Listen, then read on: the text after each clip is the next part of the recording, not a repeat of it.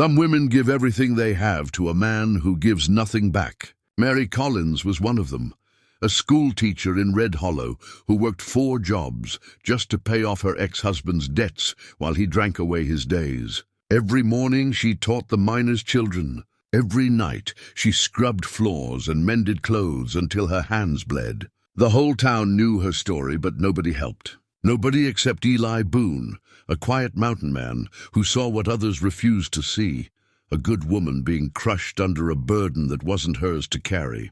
When he found her shaking outside the saloon one evening, he said 5 words that changed everything. "You're not his slave anymore." He took her to his cabin in the mountains where she could finally breathe. But her ex wasn't going to let her go without a fight. What happens when a broken woman finds her strength and a man willing to fight for her freedom? Before we jump back in, tell us where you're tuning in from. And if this story touches you, make sure you're subscribed, because tomorrow I've saved something extra special for you. The morning bell rang across Red Hollow at precisely 7 o'clock. Its clear brass tone cutting through the dusty air like a promise. Mary Collins stood on the steps of the one-room schoolhouse, her worn leather teaching satchel pressed against her hip, watching as children made their way up the dirt road. Some came from the mining camps to the east, their faces already smudged with the coal dust that seemed to settle on everything in this town. Others walked from the scattered homesteads to the west, carrying lunch pails their mothers had packed before dawn. Mary smoothed her grey cotton dress, the nicest of the 3 she owned, and tucked a loose strand of dark hair back into the bun at the nape of her neck. She was 32 years old, though the exhaustion carved into the corners of her eyes made her look older.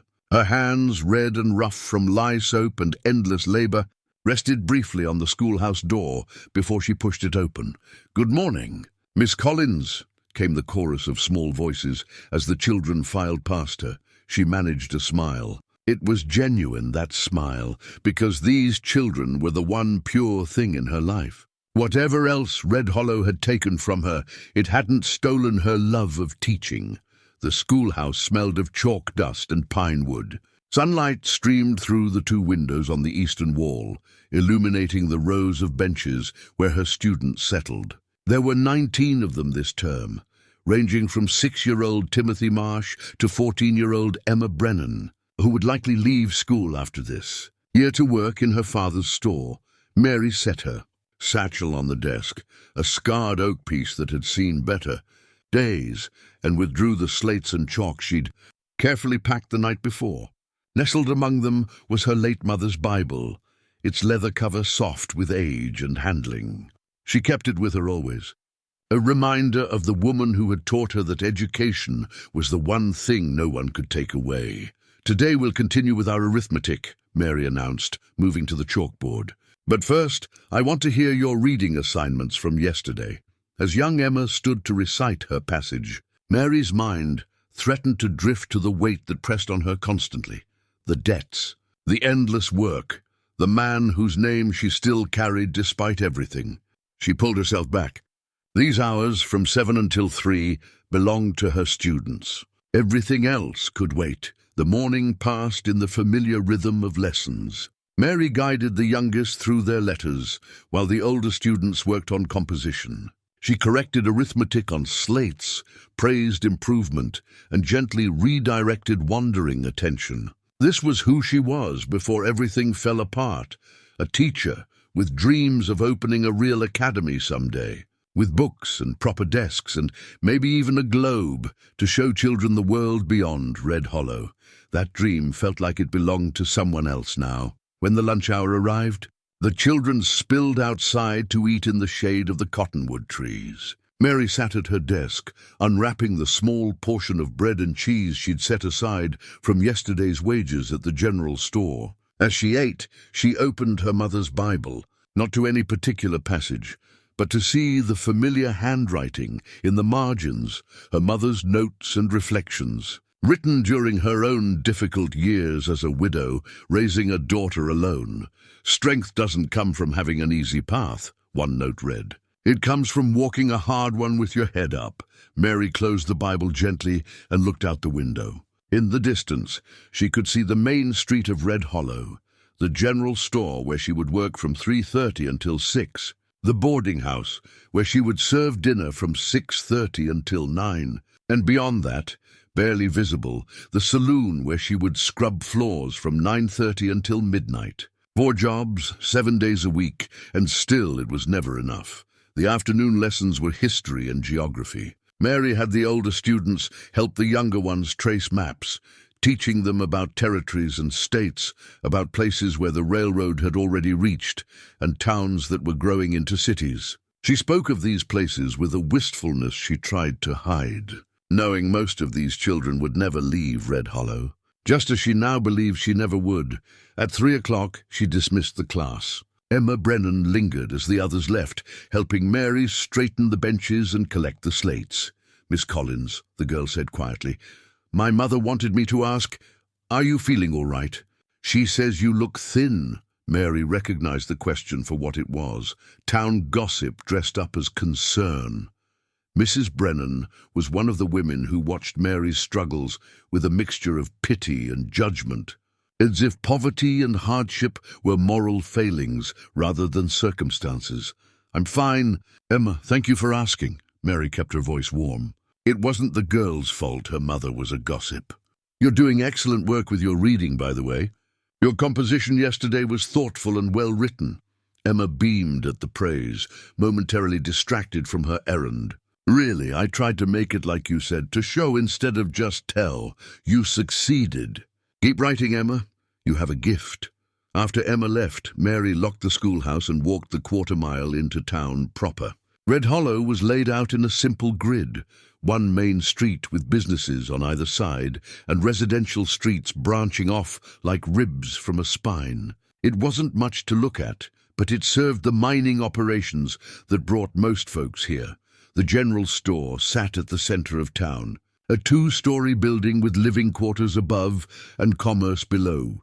Mr. Patterson, the owner, was a fair man, fair enough to give Mary work, despite knowing it would invite Thomas Collins through his door, looking for handouts. "Afternoon, Mary," Mr. Patterson greeted her as she entered through the back. He was a stout man in his 50s, with grey mutton chops and kind eyes. "Mrs. Henderson needs help with the inventory and back. After that, there's a shipment of dry goods to unpack." Mary nodded and tied on her work apron. For the next 2.5 hours, she counted stock, arranged shelves, and helped customers. It was honest work, and she was grateful for it. Even if her feet ached and her back protested after a full day of teaching, at 6 o'clock, she hung up her apron and walked 3 blocks to the boarding house. Mrs. Crane ran a respectable establishment, clean rooms, decent food, and strict rules about behavior. Mary served dinner to the residents, mostly miners and traveling salesmen, carrying plates of beef stew and fresh bread, refilling coffee cups, and clearing dishes with practiced efficiency. "You work too hard." "Miss Mary," old Mr. Jessup said as she refilled his cup. He was a retired miner who lived on the 2nd floor, a widower with gnarled hands and a gentle manner. "Honest work never hurt anyone," Mary replied with a small smile. "Honest work, no. But there's working, and then there's killing yourself trying to pay for another man's sins." Mary's smile faded. She appreciated Mr. Jessup's concern, but she couldn't afford to think about it too deeply. If she stopped moving, stopped working, the weight of it all would crush her. By 9 o'clock, the dinner service was complete. Mary helped Mrs. Crane with the washing up, then walked back toward the center of town. The sun had set, and oil lamps cast pools of yellow light along the street. Men's voices drifted from the saloon, laughter, arguing, the clink of glasses. The Silver Star Saloon was the last place Mary wanted to be, but it was also her final job of the day. She entered through the back door, greeting the bartender, Jack Morley, with a tired nod. "Evening, Mary. Floor needs doing, and there's tables to wipe down when the crowd thins out." She collected her bucket and brush and began the work she'd come to hate most, scrubbing the saloon floor on her, hands and knees, while men drank and gambled around her. Some ignored her. Others made comments she pretended not to hear. And sometimes Thomas was there. Tonight, he sat at a corner table with a bottle in front of him, cards in his hand. Thomas Collins had been handsome once, with sandy hair and an easy smile that had made Mary's young heart flutter. That was 8 years ago, before they'd married. Before she'd discovered his fondness for whiskey exceeded his fondness for work. Before he'd gambled away their savings and borrowed money from everyone in town against promises he'd never keep. He looked up as she worked her way across the floor, his eyes bleary and unfocused. "There's my Mary," he slurred. "Working hard as always. That's my girl." She didn't respond. She'd learned years ago that engaging with him when he was drunk only made things worse. "Hey now, don't ignore your husband. Come here and give us a kiss. We're not married anymore, Thomas. Haven't been for 2 years. Still paying my debts, though, aren't you? That makes you mine in all the ways that matter." Shame burned in Mary's chest, but she kept scrubbing. The other men at the table looked uncomfortable but said nothing. That was Red Hollow's way. Everyone saw, everyone knew, but no one intervened. "You should have more respect for your wife, Collins," a new voice said from the doorway. Mary looked up. A man stood in the entrance, tall and broad-shouldered, dressed in buckskin and wearing a wide-brimmed hat that shadowed his face. She'd seen him around town occasionally over the past few weeks, always at the edges, watching but never participating in town life. Thomas squinted at the stranger. "And who the hell are you?" "Someone who knows the difference between a man and a coward." The stranger's voice was low and even, but there was steel underneath. The saloon had gone quiet. Even Jack Morley had stopped wiping glasses to watch. Thomas stood up, swaying slightly. "You calling me a coward?" "I'm calling you worse than that. But this lady has work to do, and you're in her way." For a moment, Mary thought Thomas might actually start a fight. But something in the stranger's calm stance made him think better of it. He sat back down, muttering into his whiskey.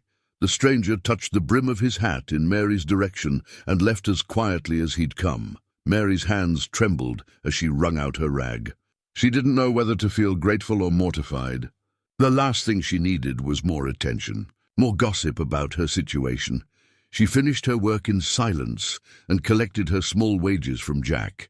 Stepping out into the cool night air, she took a deep breath. The stars were out, sharp and clear in the mountain sky. Somewhere up in those peaks, wolves were probably hunting, and eagles nested in the tall pines. There was a whole world beyond this town, beyond these debts, beyond Thomas Collins, but Mary couldn't see how she'd ever reach it. She walked the dark streets back to the tiny room she rented behind the seamstress shop, the only place she could afford. Tomorrow she would wake at 5, teach all day, and work 3 more jobs into the night. The day after that would be the same. And the day after that, as she lay down on her narrow bed, still fully dressed because she was too exhausted to change, Mary whispered a prayer her mother had taught her. "Grant me the strength to endure what I cannot change, and the courage to change what I must." She didn't yet know that the stranger in buckskin would be the answer to that prayer, or that her life was about to change in ways she couldn't imagine. Outside her window, at the edge of town, where the buildings gave way to wilderness, Eli Boone stood in the shadows and watched over Red Hollow. He'd seen enough. The woman needed help, whether she knew it yet or not, and tomorrow everything would begin to shift. The next evening arrived like all the others before it, a slow fade from daylight to dusk, the mountain shadows creeping down into the valley where Red Hollow sat waiting for nightfall. Mary had taught her lessons, worked at the general store, served dinner at the boarding house, and now found herself once again at the Silver Star Saloon with a bucket and brush in hand.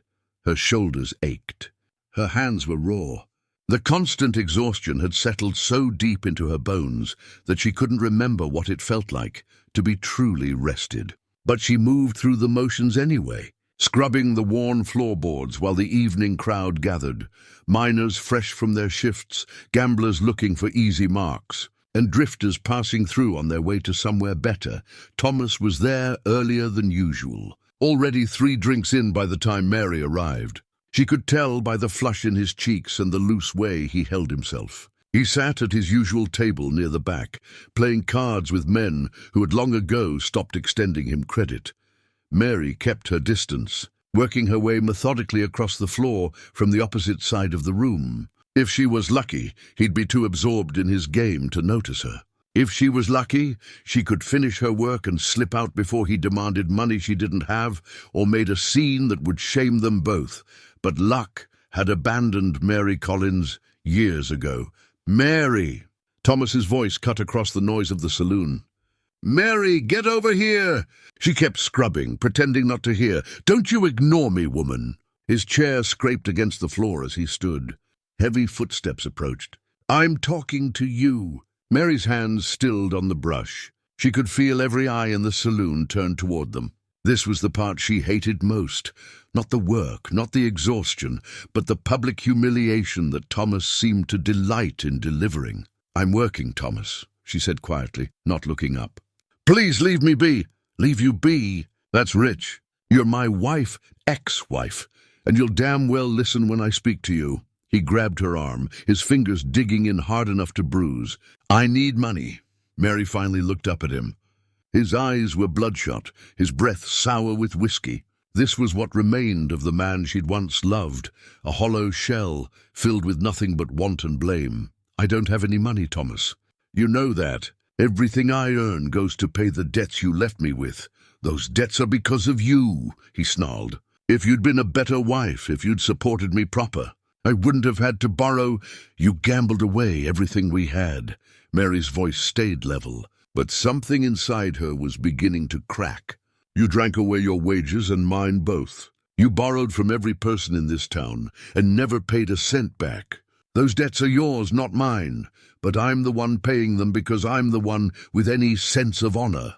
The slap came fast, his open palm across her face hard enough to knock her sideways. The bucket tipped, dirty water spreading across the floor. Mary caught herself on one hand, the other pressed to her burning cheek. The saloon had gone completely silent.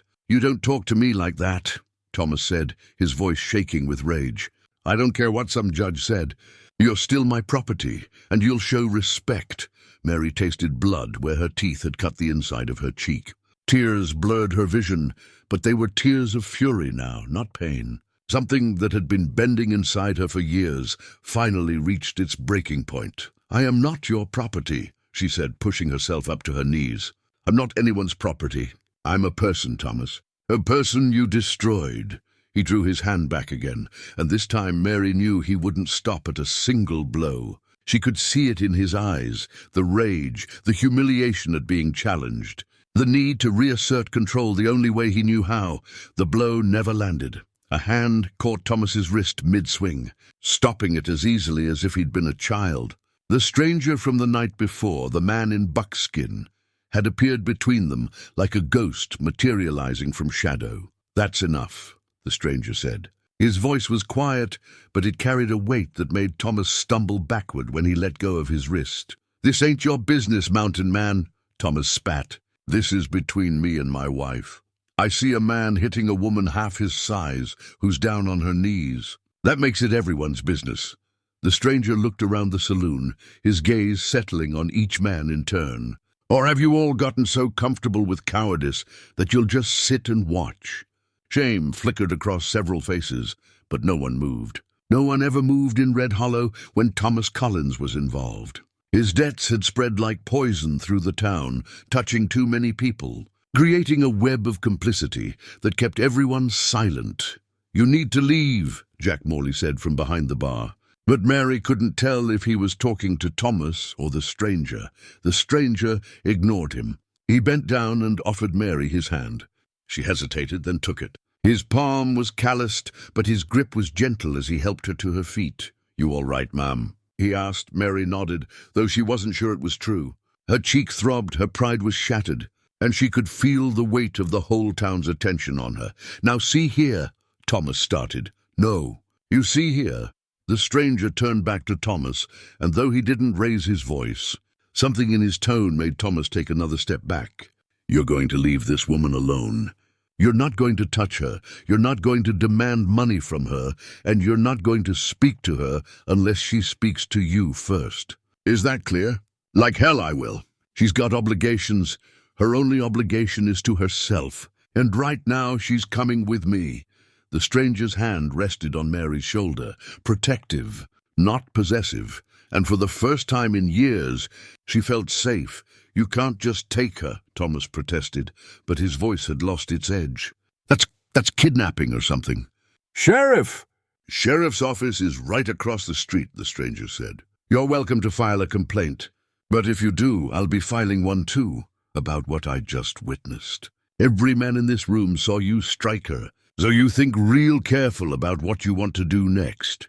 Thomas looked around the saloon for support, but found none. These men might not intervene to help Mary, but they also wouldn't lie for Thomas, not when it might put them at odds with the dangerous-looking stranger who just backed him down. "This ain't over," Thomas muttered. But he was already retreating toward his table. The stranger guided Mary toward the door. She went, moving as if in a dream. Behind them, the normal noise of the saloon slowly resumed. Conversations, the clink of glasses, the shuffle of cards.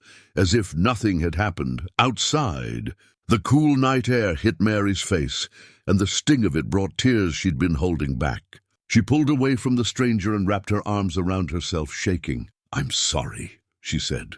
"I'm so sorry you had to see that. I'm so sorry you've got nothing to apologize for." The stranger kept his distance, giving her space. "None of that was your fault. Everyone saw. Everyone always sees, and now they'll talk, and let them talk. Talk never hurt anyone." He paused. "My name's Eli Boone. I've got a cabin up in the foothills, about 3 hours' ride from here. It's quiet, safe. If you need somewhere to go, somewhere to rest and think things through, you're welcome there." Mary stared at him. "I don't even know you." "That's true. But you know Thomas Collins, and look where that got you." The blunt honesty of it struck her. She did know Thomas, knew him better than anyone, and he'd nearly destroyed her. "I can't just leave," Mary said. "I have responsibilities. The school, my jobs, the debts. You're not his slave anymore." The words hung in the air between them. Mary felt them settle into her chest, heavy and undeniable. She'd been thinking of herself as obligated, bound by honor and duty. But what Eli had just named it, slavery, that was closer to the truth. "The school will find another teacher," Eli continued. "Your jobs will fill your position. The debts," he shook his head. "Those aren't really your debts, are they? Not in any way that matters. The law says a lot of things. But there's law, and then there's justice, and sometimes they don't align." Eli glanced back at the saloon. "You stay here. What just happened will happen again. Maybe worse next time. Is that the life you want?" Mary thought of her mother's Bible, still tucked in her teaching satchel back at her room. She thought of the notes in the margins, the strength her mother had found to raise a daughter alone. She thought of her students, especially young Emma, and what lesson she was teaching them by accepting this abuse. And she thought of tomorrow, another day exactly like today, and the day after that, and the one after that, stretching endlessly forward until Thomas finally killed her, or she simply worked herself into an early grave. "I'm afraid," she whispered. "That's all right. Bravery isn't not being afraid. It's being afraid and doing what needs to be done anyway." Mary looked up at Eli Boone, really looked at him for the first time. He had a weathered face, probably 40 or so, with lines around his eyes that spoke of hard years, but also of laughter. His dark hair was touched with grey at the temples. He stood like a man comfortable in his own skin, neither aggressive nor passive, just steady. "Why are you helping me?" she asked. "You don't know me. You don't owe me anything, because someone should have helped you a long time ago and nobody did. That's reason enough." Inside the saloon, glass shattered. Whether Thomas was making good on his threats or just drunk and clumsy, Mary didn't know. But the sound made her decision for her. "I need to get my things," she said, "and I need to leave a note for the school board so they can find a replacement teacher." "I'll wait," Eli said. "Take your time." Mary walked quickly through the dark streets to her room behind the seamstress shop. Her hands shook as she gathered her few possessions: 3 dresses, her mother's Bible, the teaching supplies she'd bought with her own money, and the small wooden box that contained the only photograph she had of her parents. Everything fit into one worn carpet bag. She wrote 2 notes by candlelight. The first was to Mr. Patterson at the general store. thanking him for the work and apologizing for leaving without notice. The second was to the school board, recommending Emma Brennan as someone who might help with the younger students until they found a proper teacher. She didn't write to Thomas. He didn't deserve her words. When she met Eli back on the street, he had 2 horses waiting, a large roan gelding and a smaller mare with gentle eyes. "You know how to ride?" he asked. It's been a while, but yes. He helped her into the saddle, secured her bag behind it, and mounted his own horse. Mary took one last look at Red Hollow, at the dark windows of the schoolhouse, at the lights of the saloon, where Thomas was probably drinking away what little money he'd conned from someone, at the distant shapes of the mountains that had always seemed like prison walls. "Ready?" Eli asked. "No," she thought. But she said, "Yes." They rode out of town under a sky full of stars, heading up into the foothills where the air smelled of pine and possibility. Behind them, Red Hollow grew smaller and smaller until it was just a collection of dim lights in the darkness.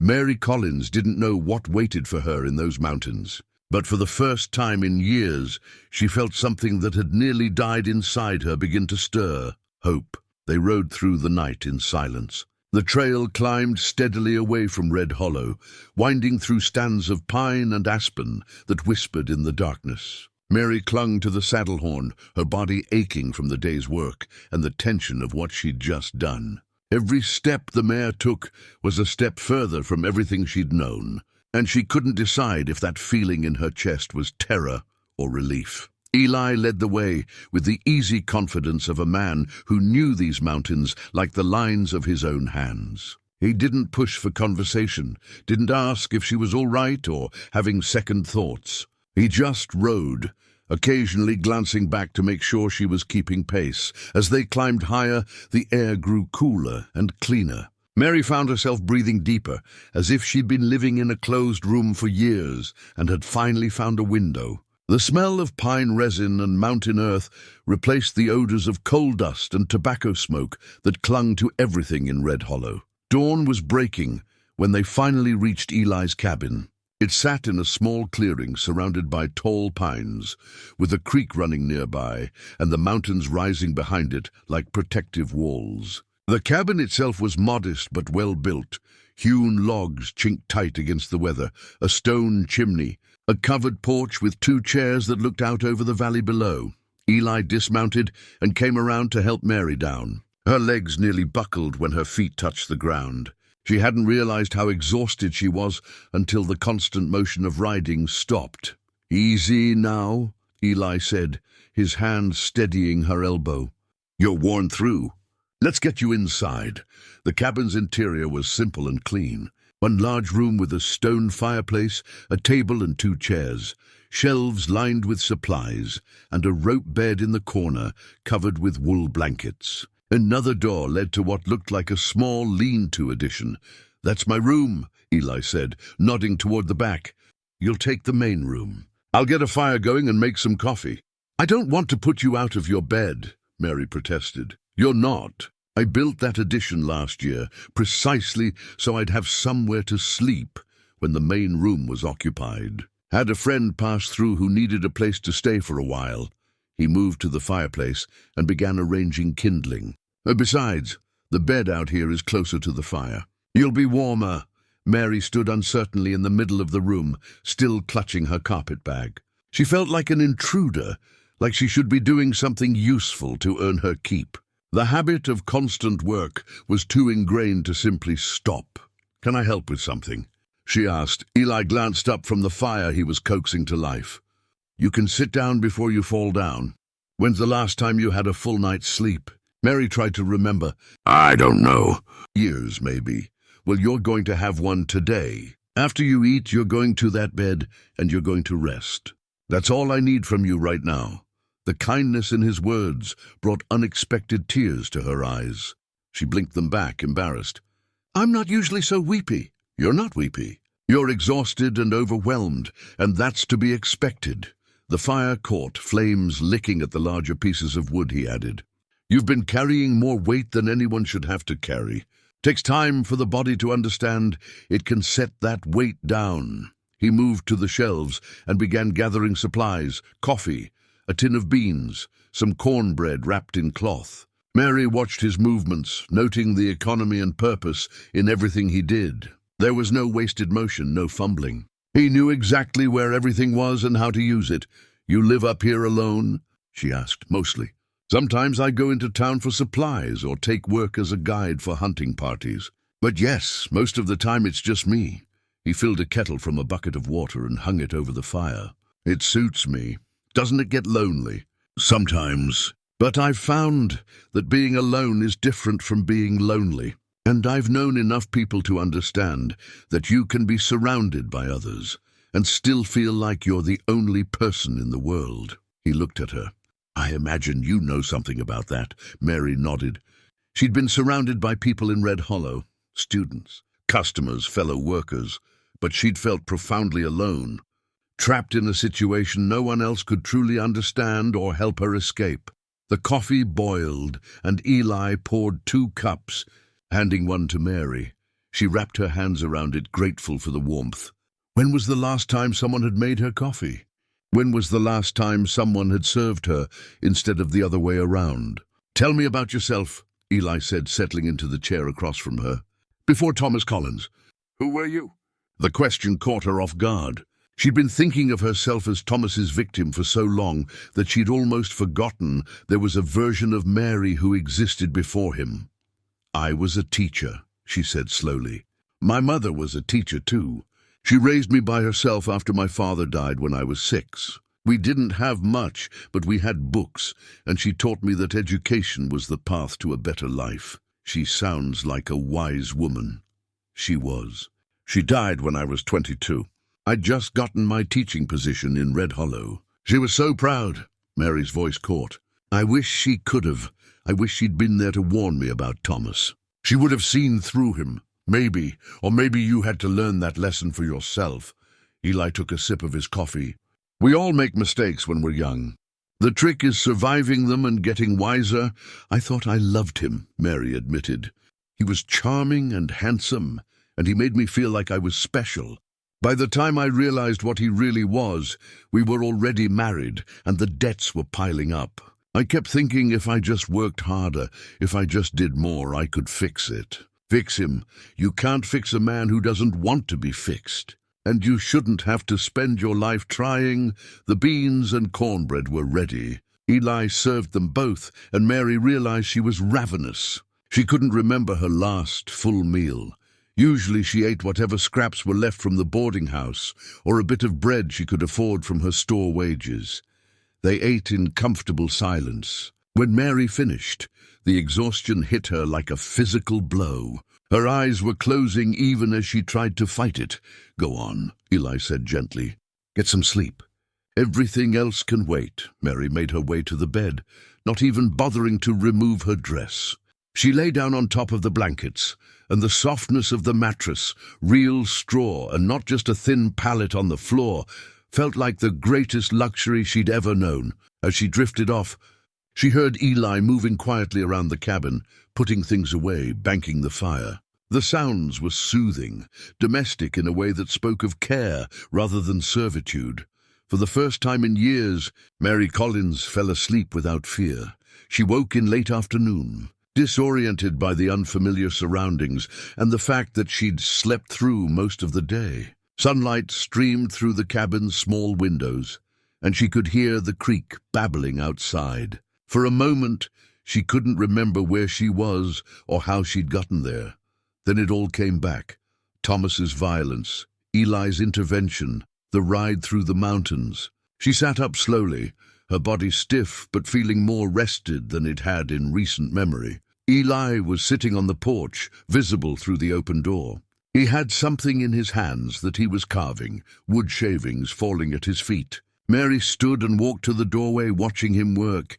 In his lap was a small wooden horse, half finished but already showing remarkable detail. The proportions were perfect, the musculature carefully rendered. It was clearly the work of someone with both skill and patience. "That's beautiful," Mary said.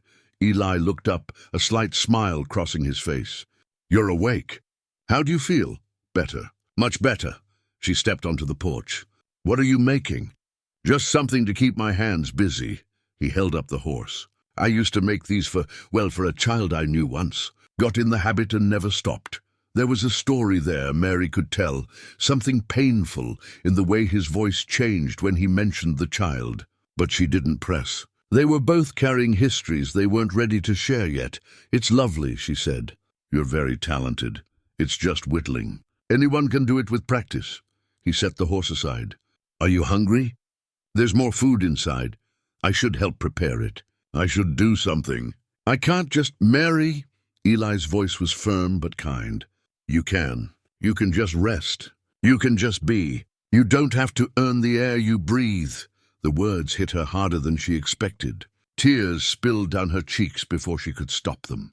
She'd been working so hard for so long, trying to prove she deserved to exist, trying to pay off debts that were never hers to begin with, trying to be good enough that maybe someone would finally help her. And here was this man telling her she didn't have to do any of that. Eli stood and moved toward her, then stopped, giving her space. "It's all right," he said quietly.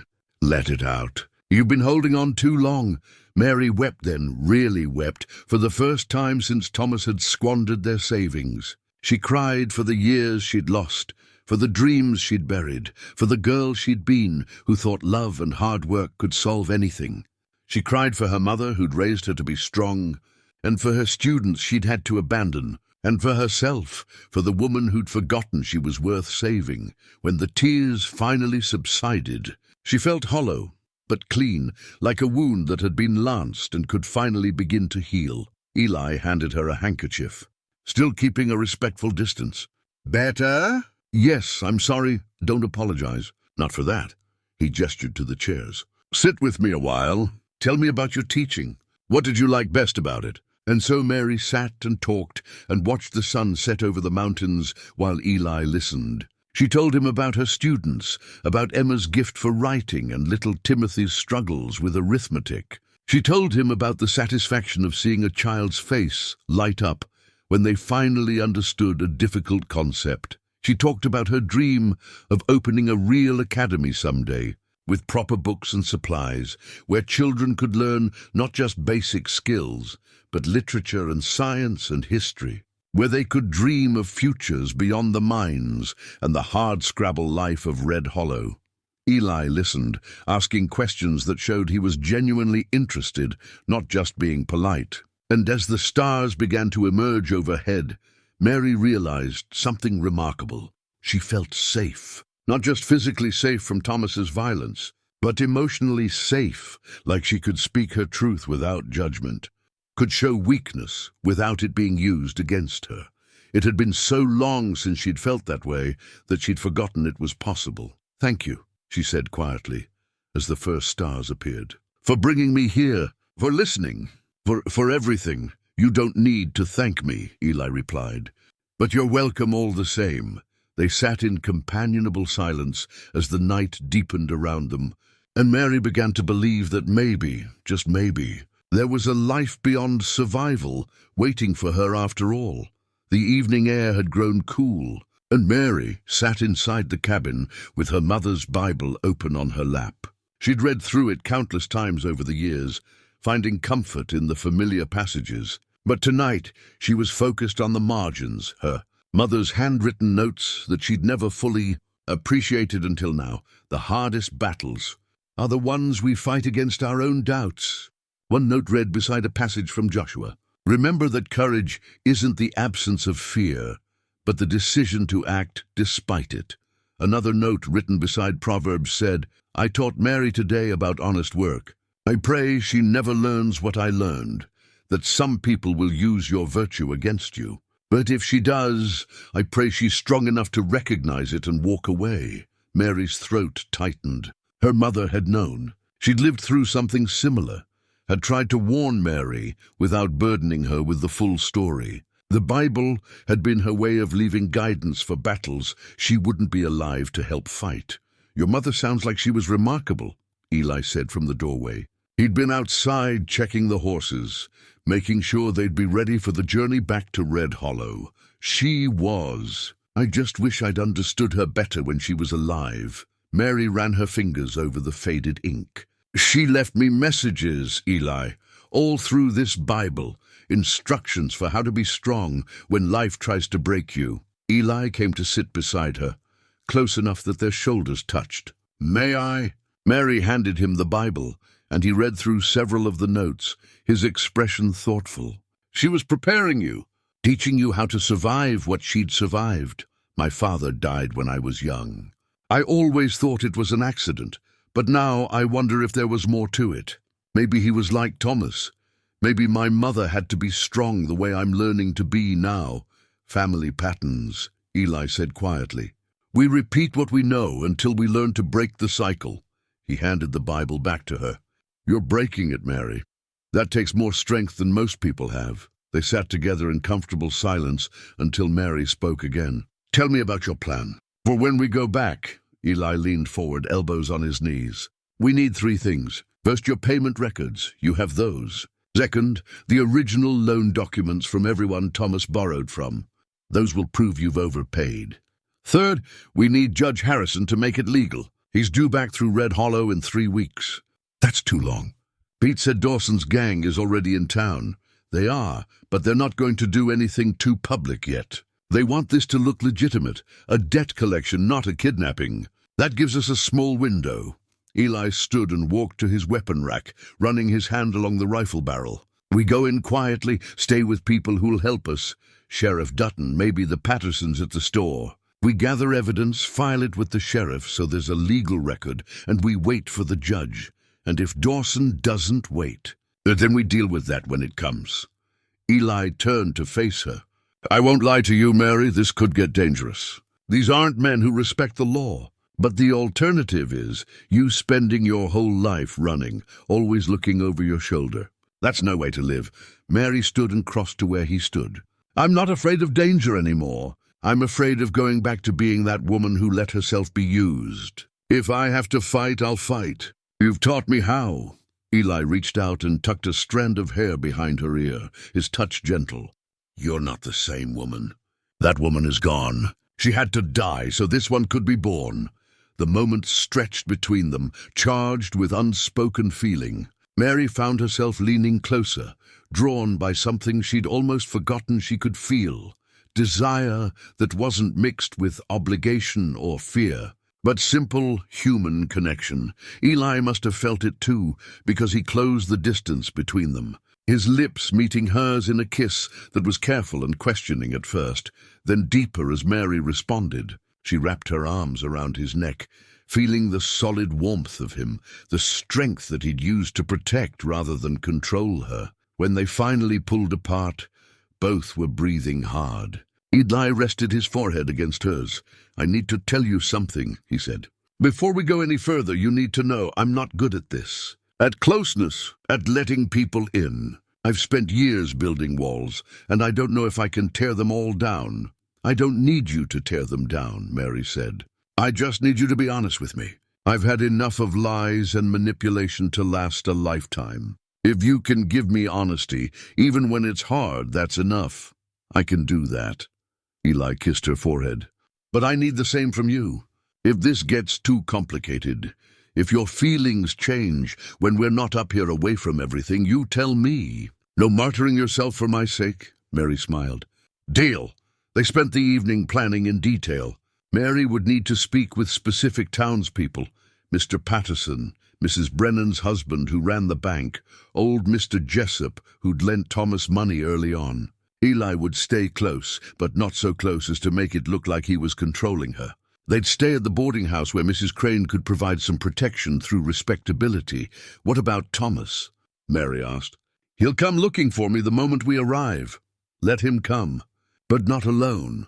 We'll make sure there are witnesses whenever you have to interact with him. He's most dangerous when he has you isolated.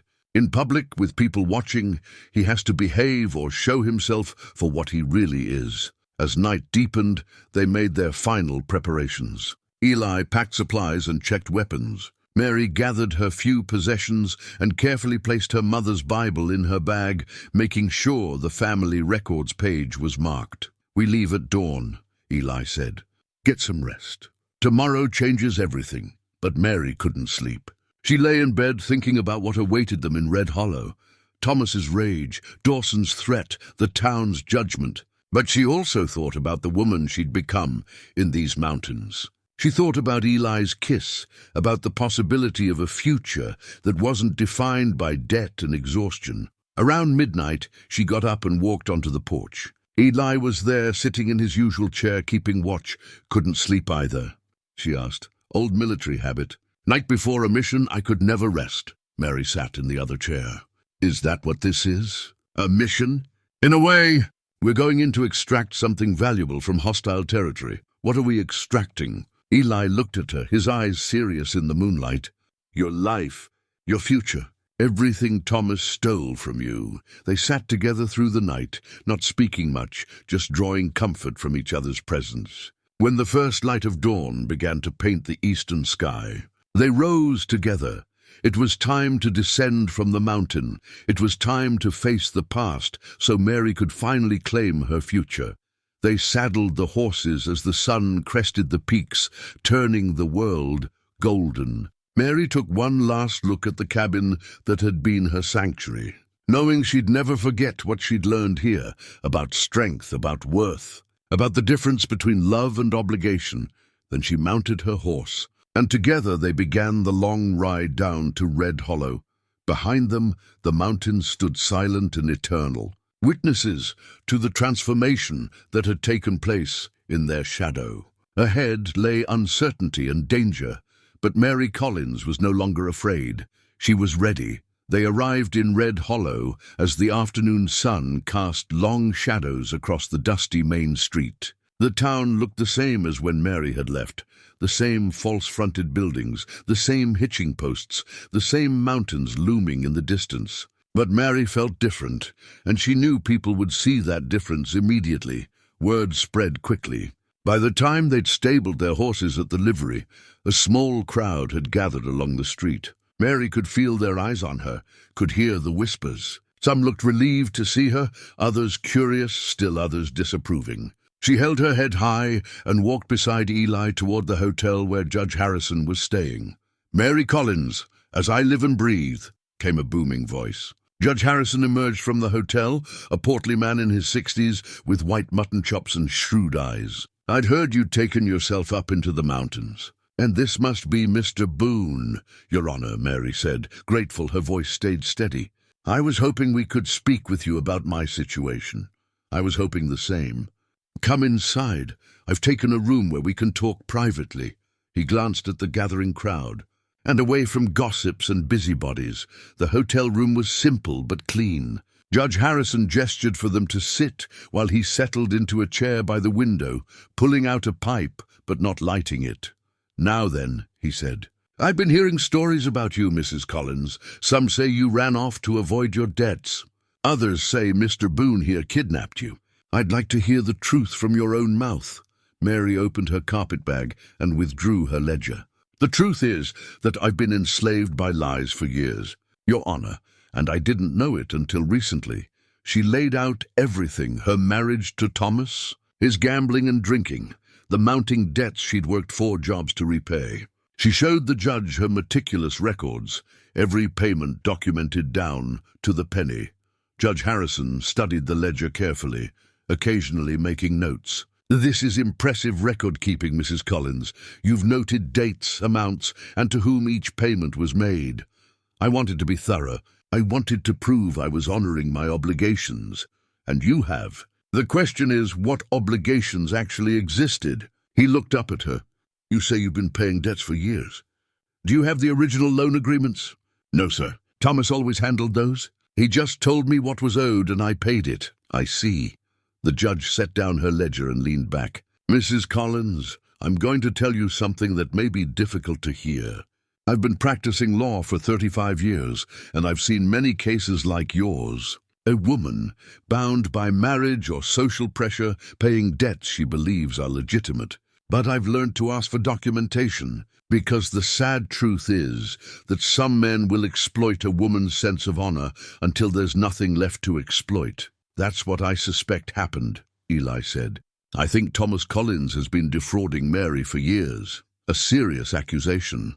Do you have proof? Not yet. But if we could examine the original loan documents and compare them to what Mary's paid, I believe the fraud would be evident. Judge Harrison stood and walked to the window, looking out at the street. I can subpoena those documents. The bank, the general store, any legitimate business that lent money would have records. But that will take time.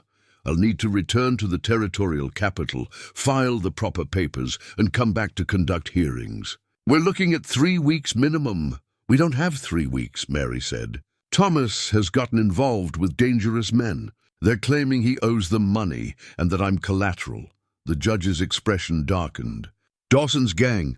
Yes, I've heard.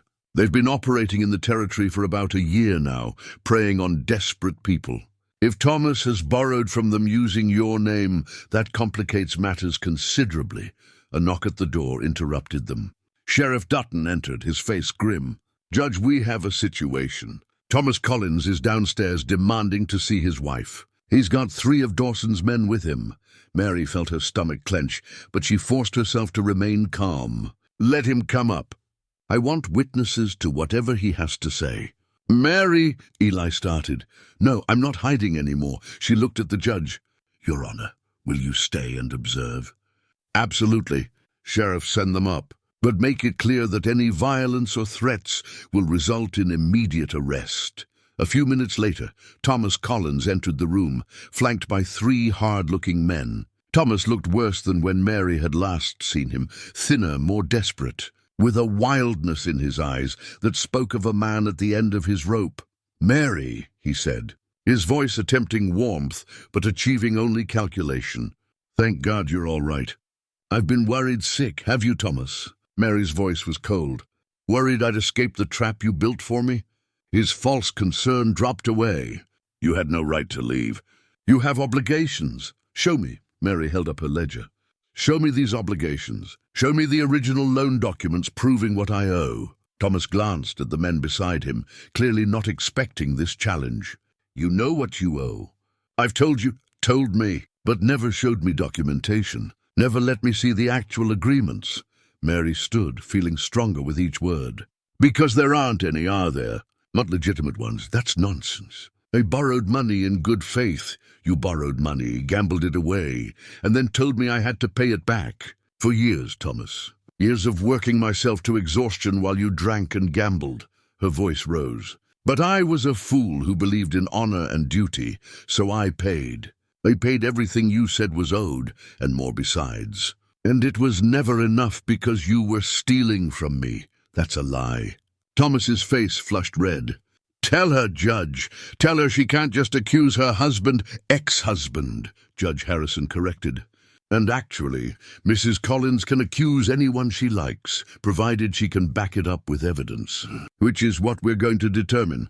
One of Dawson's men stepped forward, a tall, lean figure with a scar across his cheek. All this legal talk is fine, but the fact remains that Thomas Collins owes our boss $1,500. He borrowed it using this woman's name as surety. Now we can collect from him, or we can collect from her. Makes no difference to us. Show me this agreement, Judge Harrison demanded. The man pulled a folded paper from his jacket and handed it over. The judge read it carefully, his expression growing darker.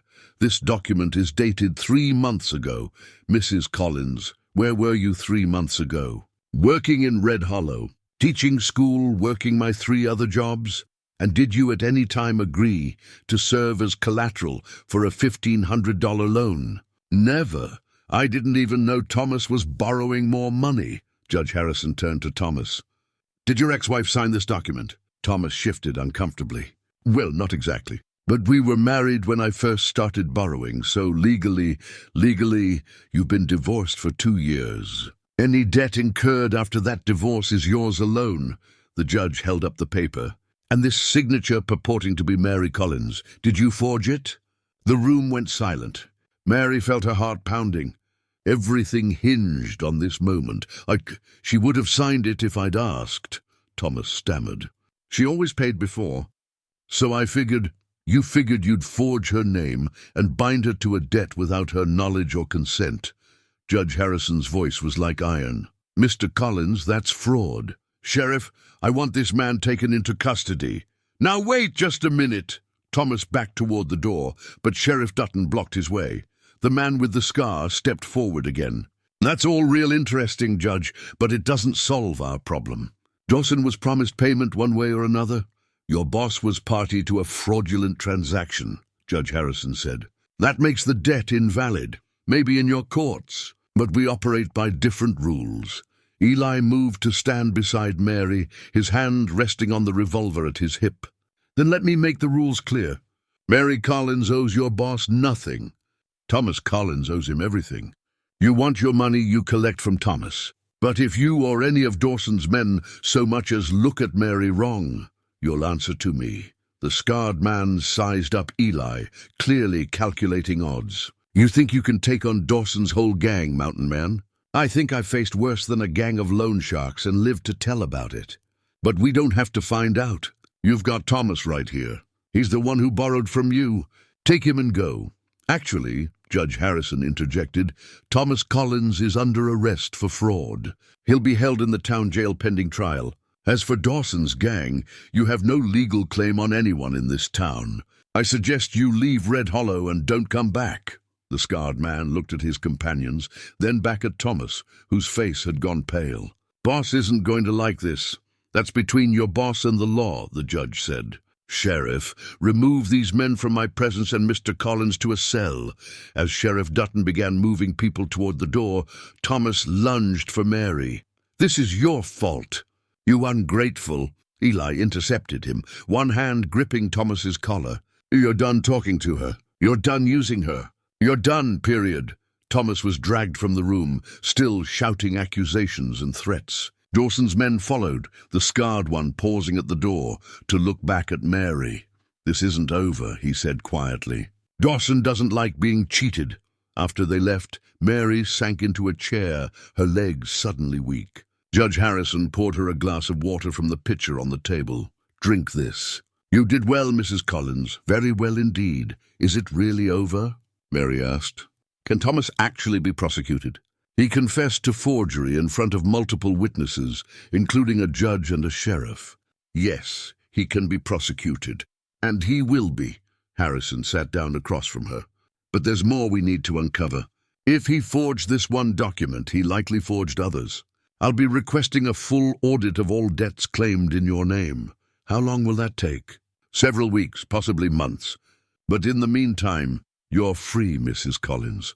Free from legal obligation to Thomas Collins, and free from any debts he claimed in your name." Mary felt tears spring to her eyes. 3 years. I've been paying fraudulent debts for 3 years. Yes, and if we can prove it, Thomas will owe you restitution. Every penny you paid on those false debts, plus damages. Eli knelt beside Mary's chair. "You did it. You stood up to him and you won." "We're not done yet," Mary said, thinking of Dawson's parting threat. "Those men aren't going to just give up." "No," Eli agreed. "They're not. But they're no longer operating in the shadows. Everyone knows now that their claim is fraudulent. That changes the game." Judge Harrison gathered his papers. "I'll be staying in Red Hollow for the next few days to conduct preliminary hearings and gather documentation. Mrs. Collins, I'll need you available to testify. I'll be here, Your Honor, at the boarding house if Mrs. Crane will have me. I'm sure she will. The woman's got a soft spot for people who've been wronged."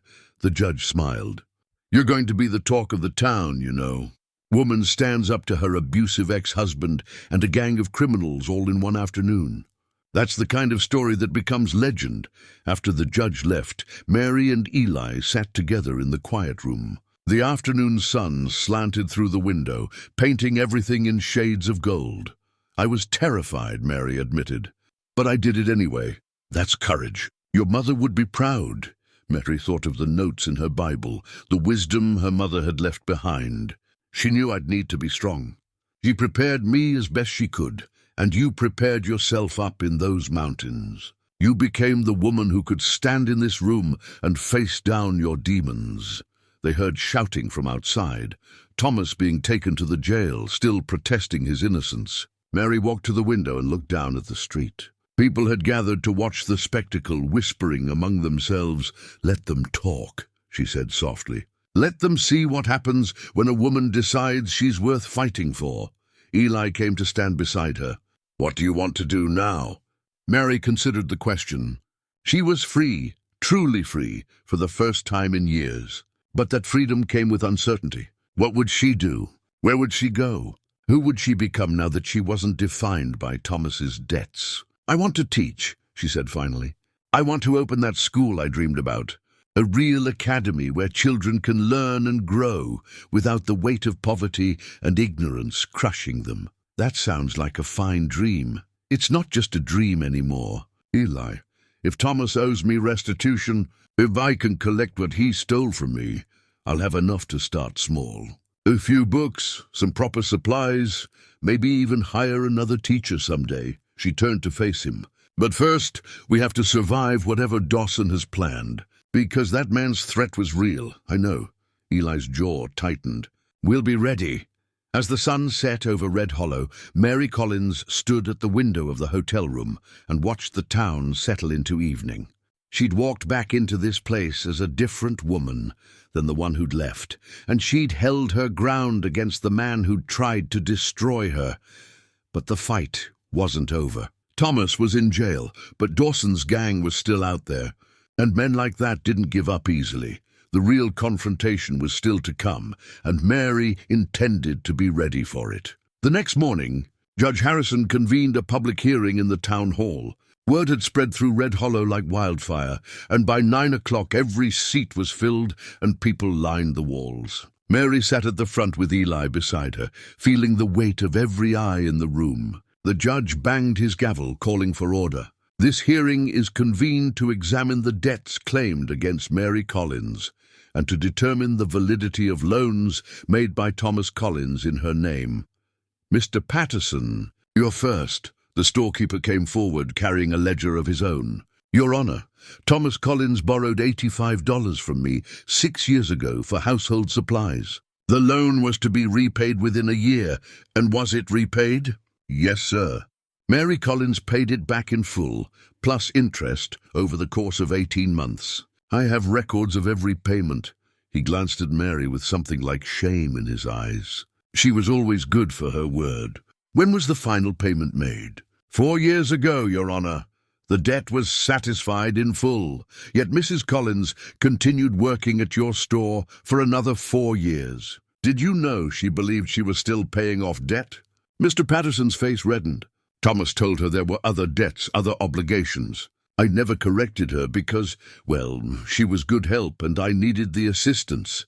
A murmur ran through the crowd. Mary felt anger rise in her chest, but also a strange kind of vindication. The truth was finally being spoken aloud. One by one, other creditors came forward. The banker, Mr. Brennan, confirmed that a loan of $200 had been repaid 3.5 years ago. Mrs. Crane testified that room and board owed for 2 months had been satisfied years back, though Mary had continued to work at the boarding house. Old Mr. Jessup spoke of a $50 loan paid in full long ago. Each testimony built on the last, creating a picture that was both damning and heartbreaking. Mary had been debt-free for years, but Thomas had kept her working, kept her believing she owed more, and pocketed the difference. "Let the record show," Judge Harrison said, his voice grave, "that Mary Collins has overpaid her legitimate debts by a sum of no less than $3,200 over the past 3 years. Thomas Collins has been engaged in systematic fraud and theft from his ex-wife." The crowd erupted in angry whispers. Mary saw some people look at her with pity, others with admiration, and a few with the guilt of those who had known and said nothing. Furthermore, the judge continued, "The loan agreement presented by Dawson's gang bears a forged signature. Mrs. Collins never consented to serve as collateral for that debt. Therefore, that debt is invalid and unenforceable. Your Honor, if I may." A voice came from the back of the room. Mary turned to see the scarred man from Dawson's gang, standing in the doorway, flanked by 4 others. Her hand instinctively moved toward the revolver hidden beneath her shawl. "You may approach," the judge said. Though his tone suggested he'd rather not allow it, the scarred man walked down the center aisle. "My name's Garrett Cole, and I work for Mr. Dawson. Now, I understand you've ruled that Thomas Collins defrauded this woman. That's between you and him. But the fact remains that our boss lent $1,500 in good faith. Good faith based on a forged document," Judge Harrison countered. "Maybe so. But Dawson's out $1,500 either way. He expects compensation. Then he can file a civil suit against Thomas Collins and get in line with the other creditors. But he has no claim whatsoever against Mrs. Collins." Garrett smiled, but there was no warmth in it. "See, that's where we have a problem. Dawson doesn't much care about courts and legal processes. He operates on a simpler principle. Debts get paid one way or another." Sheriff Dutton stood up from his seat.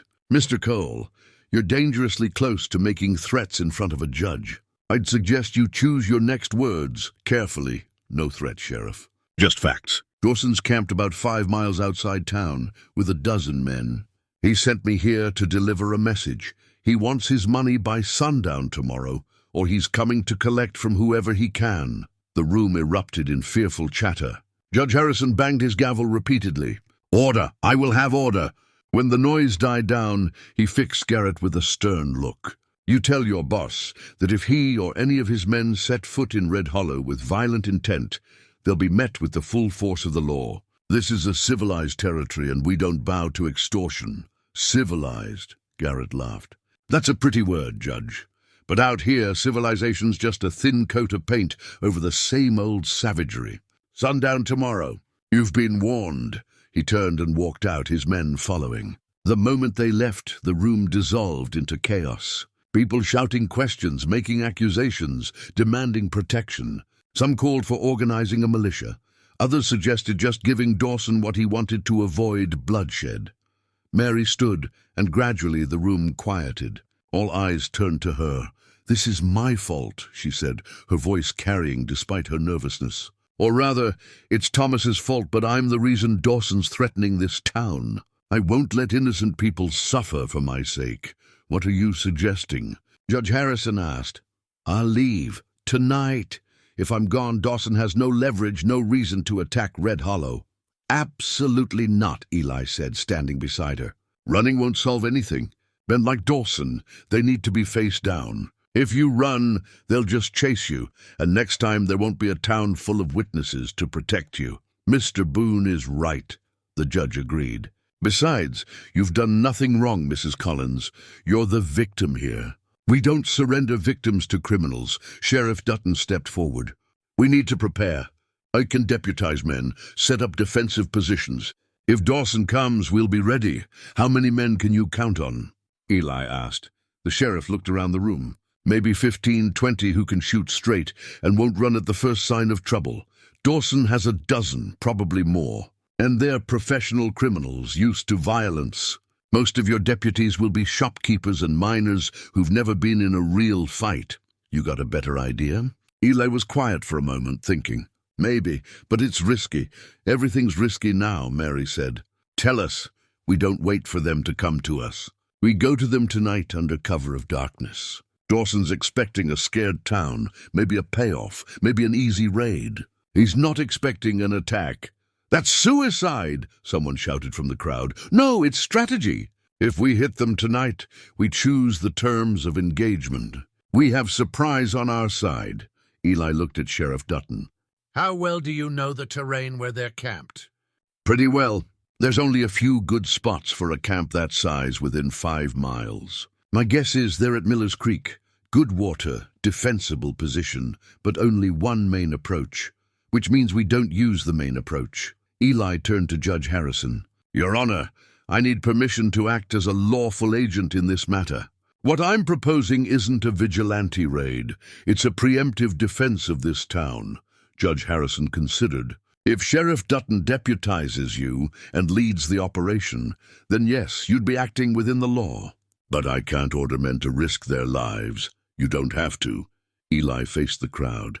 "I need volunteers, men who can ride and shoot, who understand the stakes. We're not going to start a massacre. We're going to make Dawson understand that Red Hollow isn't an easy target. With luck, we can force them to leave without bloodshed. Several men stood immediately, younger men mostly, looking for adventure or eager to prove themselves. Others rose more slowly, motivated by duty or shame at having ignored Mary's suffering for so long. In the end, 18 men volunteered. Sheriff Dutton divided them into groups, assigning roles based on their skills. Eli took command of the tactical planning, drawing maps in the dirt outside the town hall and explaining positions and timing. Mary watched it all with a mixture of gratitude and guilt. These men were risking their lives because of her, because of Thomas's crimes. She felt responsible, even though Eli kept telling her she wasn't. As the sun began to set, Eli pulled her aside. They walked to the edge of town, where they could speak privately. "I need you to stay here tonight," he said. "Stay with Mrs. Crane at the boarding house. Lock the door and don't open it for anyone but me or Sheriff Dutton. I should be with you. This is my fight." "No, it's not. It stopped being your fight the moment it became about more than just you. Now it's about whether this town stands up to bullies or bows down to them." He took her hands in his. "I need to know you're safe, Mary. I can't focus on what needs to be done if I'm worried about you. What if something happens to you? Then you take the money from the restitution, you open that school, and you teach those children that courage matters, that standing up for what's right is worth the cost." He pulled her close. "But I'm planning on coming back. I've survived worse odds than this." Mary wrapped her arms around him, holding tight. "You'd better come back, Eli Boone. I just found you. I'm not ready to lose you. You won't." He kissed her forehead, then her lips. "This time tomorrow, it'll all be over, and we can start thinking about the future."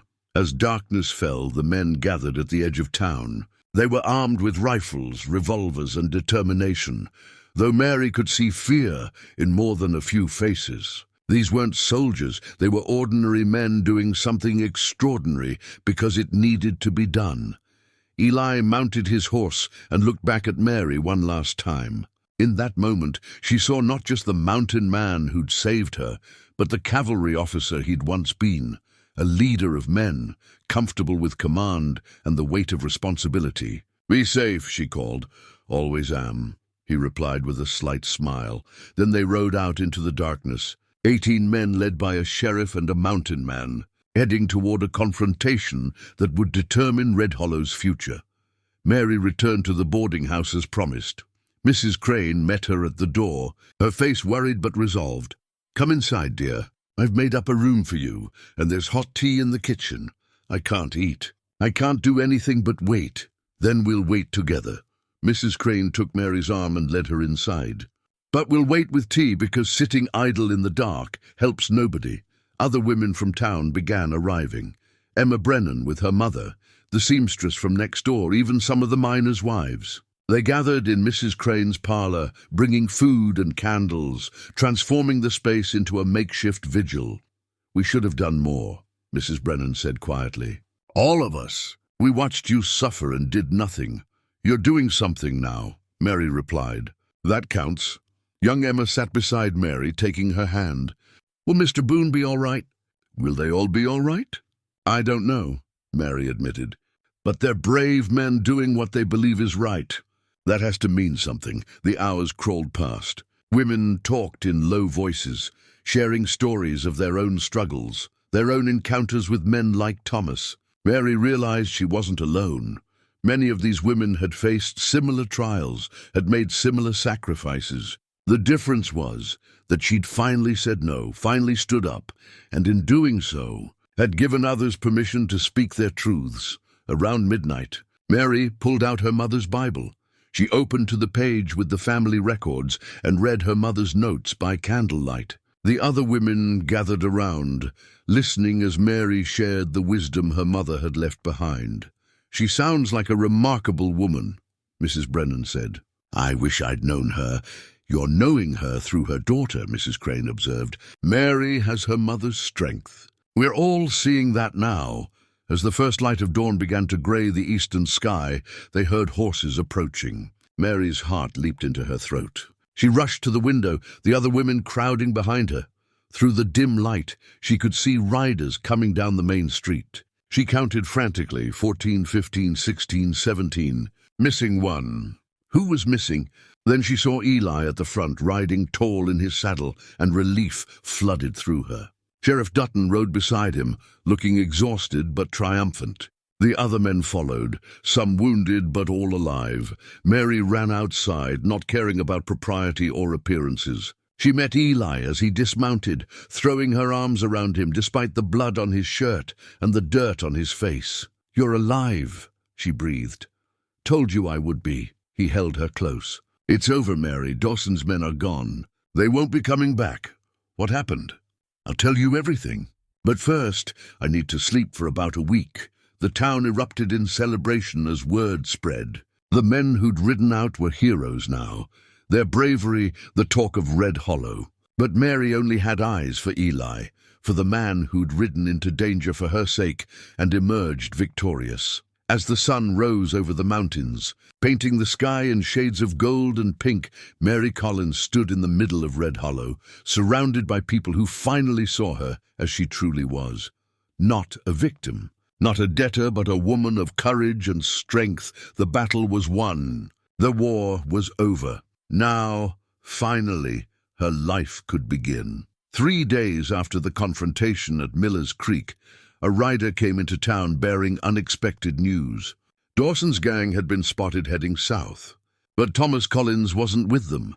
Sheriff Dutton brought the news to Mary at the boarding house, where she'd been helping Mrs. Crane with the midday meal preparation. The work felt different now, chosen rather than obligated, helpful rather than servile. "Thomas escaped," Dutton said, his expression troubled. "Happened 2 days ago, about 30 miles south of here. Dawson's men were making camp for the night, and Thomas managed to slip away in the darkness." Mary felt her stomach tighten. "So he's free?" "For now. But here's the thing. He's not heading away from Red Hollow. Reports say he's circling back this direction. Could just be panic, a man running without thinking. Or he's coming back here," Mary finished. "Coming back for me." Eli, who had been sitting at the table cleaning his rifle, stood up. "Has anyone seen him in town?" "Not yet, but I've got men watching the roads. If he shows up, we'll know." Dutton shifted his weight, uncomfortable. "There's something else."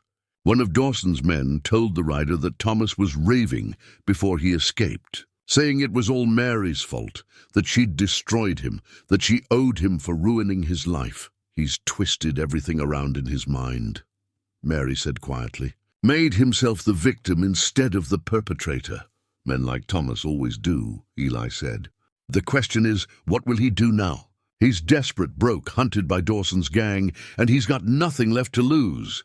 "That makes him dangerous," Dutton agreed. "I want you both to stay alert. Don't go anywhere alone, Mrs. Collins. And Mr. Boone, keep that rifle close." After the sheriff left, Mary found she couldn't settle. She paced the boarding house parlor, her mind racing. She'd thought it was over, thought Thomas was gone and she was free. But he was like a shadow that wouldn't fade, always returning to darken her life. "I should leave," she said finally. "Go somewhere else. Start over where Thomas can't find me." "Running won't solve this," Eli replied. "You run now, you'll be running forever. Besides, Red Hollow is your home. You've earned the right to stay here, but if he comes back, if people get hurt because of me, then we deal with it. Together." Eli crossed to her and took her shoulders gently. "Mary, listen to me. Thomas Collins is a broken man lashing out because he's finally facing the consequences of his choices. He's not the powerful figure he was in your mind for all those years. He's just a weak, angry man who's running out of options. That doesn't make him less dangerous. No, but it means we can prepare. We know he's coming, and this time we're ready." That evening, as the sun began to set, Mary found herself drawn to the schoolhouse. She'd been avoiding it since her return, not sure how she'd feel seeing the place where she'd spent so many hours teaching while exhausted and exploited. But now she walked through the door and found it transformed. Someone, perhaps several someones, had cleaned it thoroughly. Fresh flowers sat on her old desk. New slates were stacked neatly, and someone had even repaired the bench that had been wobbling for months. Young Emma was there, sweeping the floor. She looked up when Mary entered and smiled. "Miss Collins, we've been getting it ready for you." The school board wants you to come back if you're willing. They're even talking about building an addition, making it bigger. Emma, that's wonderful. But I don't know if I can— Please come back, Emma interrupted. You're the best teacher we've ever had. And now that you're free, now that you can teach without working 3 other jobs, think how much better it could be. Mary walked slowly through the room, running her hand over the familiar desks. This was where she'd found purpose during her darkest years. The children had been her anchor, the one pure thing in a life drowning in obligation. I'd like that, she said softly. Yes, I'd like to teach again. Emma's face lit up. Oh, Miss Collins, that's wonderful. Everyone will be so happy. And with the money from the restitution, you could start that academy you always talked about. A real school with books and supplies. And she stopped mid-sentence, her eyes focusing on something behind Mary. Mary turned to see a figure silhouetted in the doorway against the setting sun. Thomas Collins stood there, and Mary's breath caught. He looked terrible, clothes torn and dirty, face gaunt, eyes wild with desperation and rage. And in his hand he held a gun. Get out, he said to Emma, his voice hoarse. This is between me and my wife. Ex-wife, Mary corrected automatically, her mind racing. The revolver Eli had given her was back at the boarding house. She was unarmed and alone with a desperate man. No, not alone. Emma was here. Emma, do what he says, Mary said calmly. Go get Sheriff Dutton. I'll shoot her if she moves, Thomas snarled. No, you won't, Mary said with more confidence than she felt. Because that would bring every man in this town down on you, and you'd hang before sunrise. You're not here for Emma. You're here for me. So let her go. Thomas's hand trembled, but he stepped aside. Go. But if you bring anyone back here before I'm done talking to my wife, I'll kill her. You understand me? Emma's face was pale with terror, but she nodded. She glanced at Mary, who gave her a small, reassuring nod. Then the girl fled into the evening. When they were alone, Thomas kicked the door shut and moved closer. The gun never wavered from pointing at Mary's chest. You destroyed me, he said. Everything I had, everything I was, you took it all away. I didn't take anything, Thomas. I just stopped letting you take from me. Same thing. You were supposed to be loyal. You were supposed to support me, help me, stand by me no matter what. That's what wives do. We're not married anymore. And even when we were, supporting you didn't mean letting you steal from me and lie to me and use me up until there was nothing left. I gave you everything, he shouted, and Mary could see tears on his face now. I gave you a home, a name, protection. You gave me debt and shame and years of my life that I'll never get back. Mary felt her own anger rising hot and clean. You lied to me, Thomas. You forged my name on documents. You took my money and gambled it away while I worked myself to death trying to pay debts that didn't even exist anymore. Because I needed it. Because life is hard and I was doing my best, and you always had to be so righteous, so perfect, making me look bad by comparison. Mary stared at him, seeing him clearly for perhaps the first time. He truly believed what he was saying. In his mind, he was the victim, and Mary's competence and strength were attacks on his manhood, rather than simply her trying to survive his destruction. What do you want, Thomas? Why are you here? I want what's mine. The judge said you're getting $3,000. That's my money. I earned it. You didn't earn anything. I earned it by working 4 jobs while you drank. It's mine. He stepped closer, the gun shaking in his hand. You're going to sign it over to me. Every penny. And then you're going to tell Dawson it was all a mistake, that you lied about the debts. I won't do that. You will, or I'll kill you right here. I've got nothing left to lose, Mary. Nothing. You took it all away. Mary looked at the man she'd once loved, once tried to save, and felt nothing but pity. He was broken beyond repair, unable to see that he'd destroyed himself. Then shoot me, she said quietly. Because I'm not signing anything, and I'm not lying for you ever again. I'd rather die standing up for myself than live one more day under your control. Thomas's finger tightened on the trigger. Mary watched, strangely calm. If this was how it ended, at least it would end with her dignity intact. The gunshot that rang out wasn't from Thomas's gun. He staggered, the pistol falling from his hand, and collapsed to the floor. Behind him, in the doorway, stood Eli Boone with a smoking rifle. "Told you I'd always be watching," Eli said quietly. Mary's legs gave out and she sank to her knees, shaking with reaction. It was over. This time truly over. Thomas lay on the schoolhouse floor, wounded but alive, moaning softly. Sheriff Dutton rushed in moments later, Emma close behind him, and the small room filled with people, but Mary barely saw them. She was watching Eli, who'd lowered his rifle and was crossing to her, his face tight with the fear he'd felt for her safety. "You saved me," she whispered as he helped her to her feet. "Always will," he replied. "For as long as you'll let me." And Mary, standing in the schoolhouse where she'd suffered and taught and dreamed, finally felt the last chains of her past break and fall away.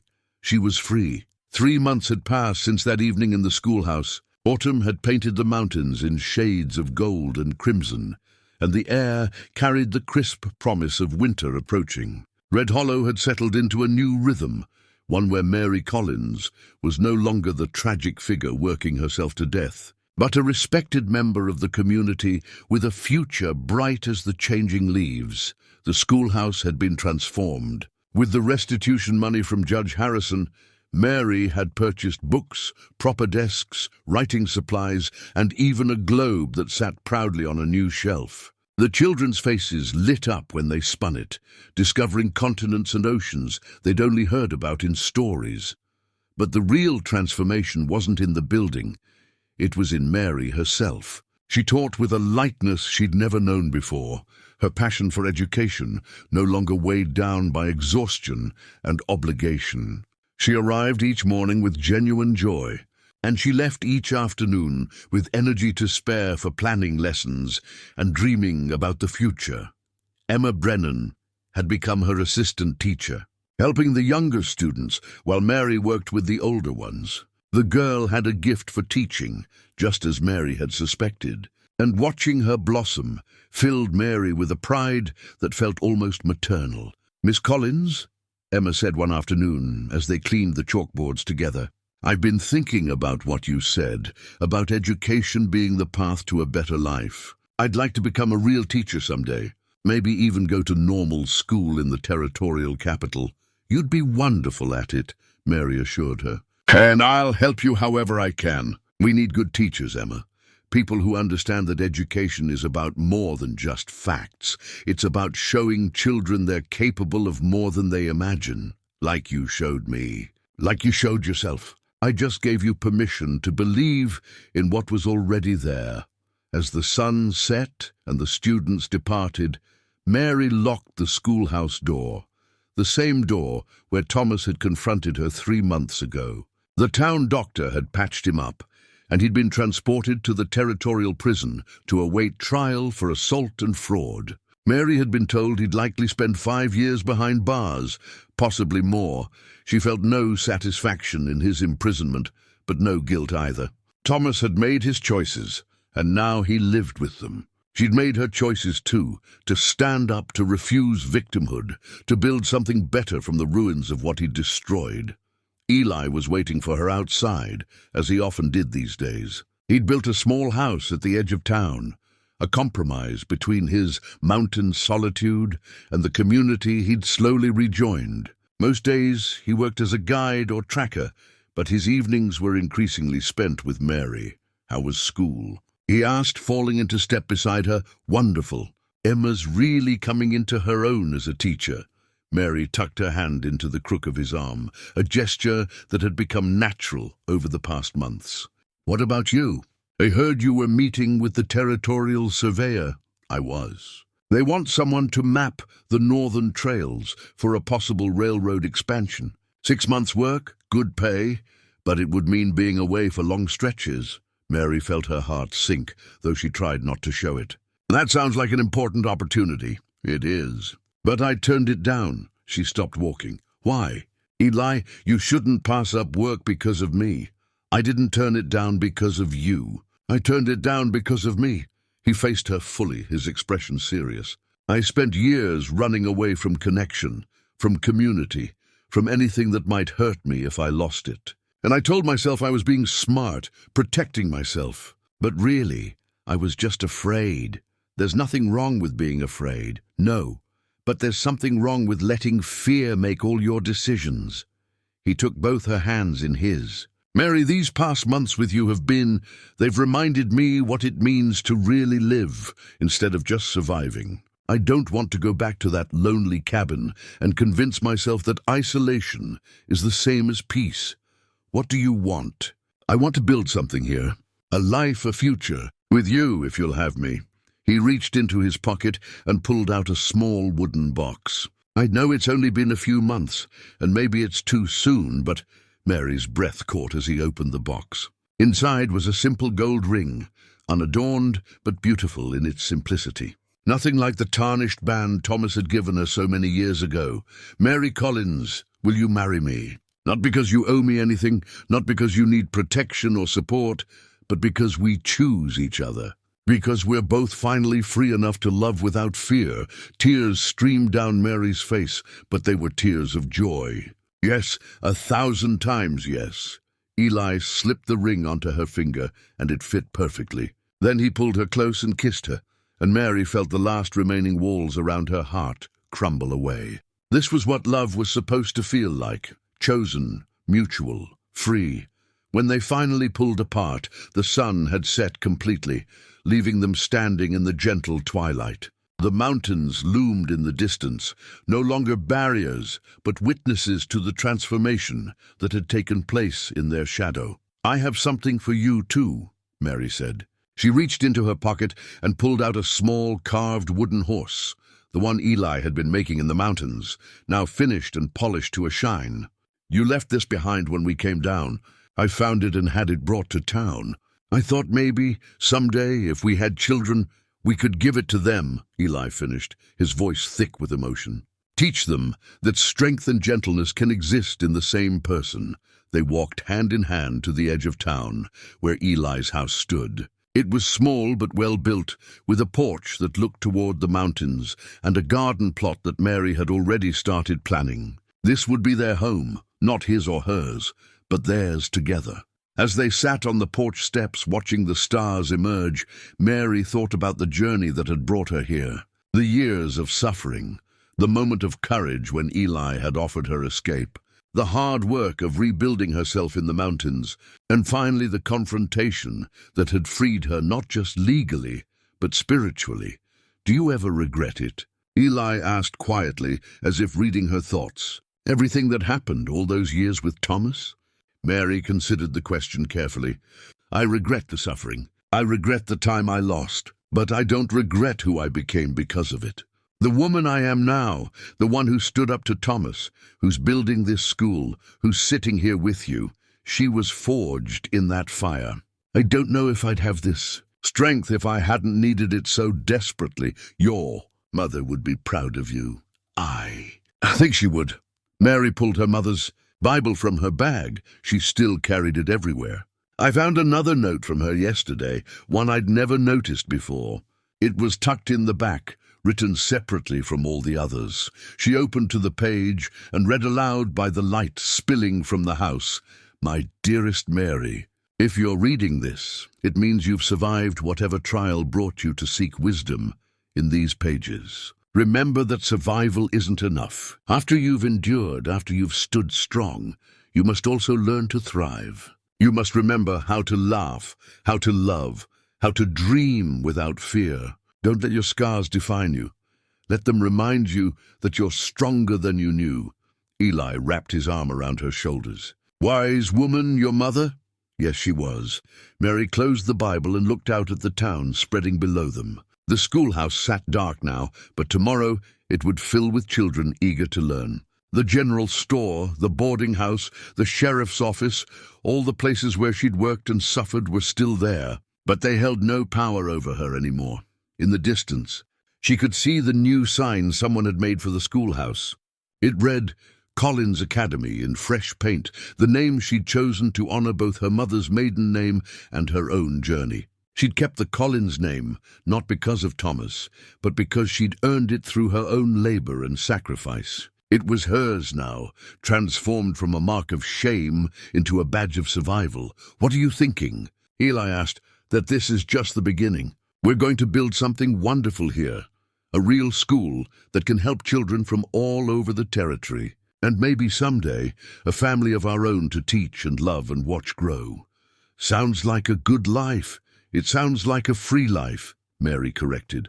And that's worth more than any dream I had before. They sat together as the night deepened. Two people who'd both known loneliness and pain, who'd both learned that survival wasn't the same as living, and who'd found in each other the courage to truly thrive. Above them, the stars wheeled in their ancient patterns, indifferent to human suffering and triumph alike. But here on this porch in this small mountain town, two hearts beat in rhythm, scarred but strong, guarded but opening, ready to face whatever tomorrow brought. Some stories end where they begin, but the people who live them are forever changed. Mary Collins had walked into Red Hollow as a girl who believed in love and honor. She'd been broken by a man who twisted those virtues into chains. But she'd emerged from that crucible as a woman who understood that true strength wasn't about enduring suffering. It was about knowing when to say no, when to walk away, and when to stand and fight for the life you deserved. And now, with Eli beside her and a future bright with possibility ahead, Mary Collins was finally truly free. The mountains stood silent in the darkness, keeping their eternal watch over Red Hollow and all the lives unfolding in their shadow. But they'd remember this story, this woman who refused to be broken, this love that grew from mutual respect rather than need. They'd remember, and they'd bear witness to all the tomorrows yet to come.